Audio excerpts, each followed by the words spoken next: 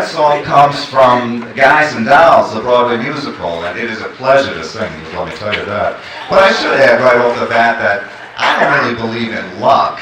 You know, this idea that random forces are in charge of our lives. No, I don't believe in that. I believe in destiny, and that means that God has a plan for each one of us.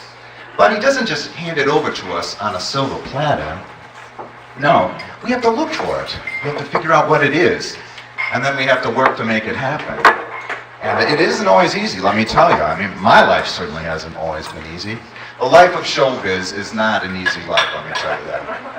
And I could kick myself because, you know, I could have had a career as a businessman, or a stockbroker, or a lawyer.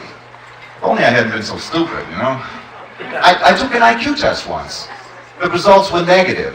Yeah, but that didn't have to stop me. I mean, ignorance never stopped anyone from reaching the top. Look at all those guys at AGI or AIG or whatever. You know, the ones who started this whole Great Recession thing? I could have done that. But as I went along, I learned that, you know, I didn't really want a career. And what I really wanted was paychecks, you know? And so I'm going to tell you all about it. Let me pull up a chair here. I'll tell you all about my first job when I was working at the orange juice factory. And, yeah, but I got canned.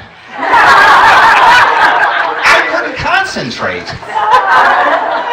So then I went and I worked for a tailor, you know, but it was just a so-so job, and I really wasn't suited for it, you know? Oh, you got that one, eh? I get it. The wheels are spinning even if the hamster's dead, is that right, baby? Well, then the next job, let me see. Oh, yes, the next job was working at a bridal shop, if you can believe it. Maybe you can believe it. Anyway, they gave me the pink slip.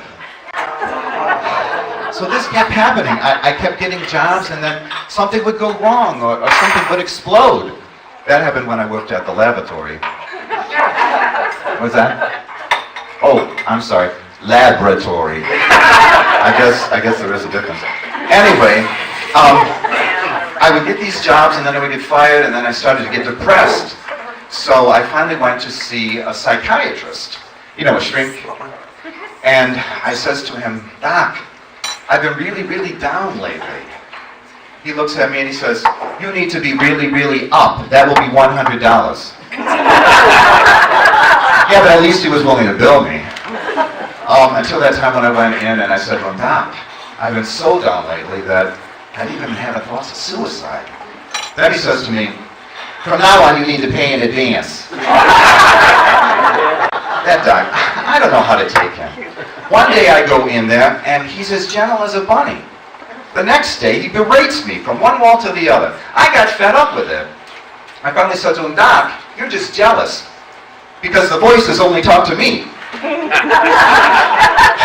Yeah, but I should thank him. I mean, after all, it is because of him, I got so mad at him, that I finally switched from depression to overeating.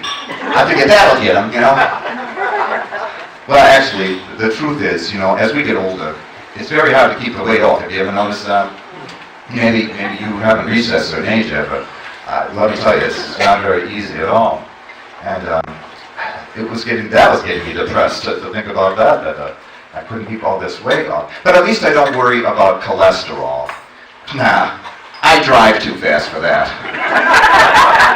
And I don't exercise. I figure if the good Lord had meant for me to bend over, he'd have put cash on the floor, you know what I mean? Besides, good health is overrated. Good health just means the longest possible time that it takes for you to die.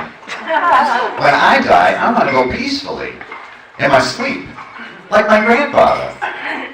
I don't want to go screaming and yelling, like the people in his car. But enough on all this depressing talk. Now I would like to sing for you all a song by one of my favorite composers,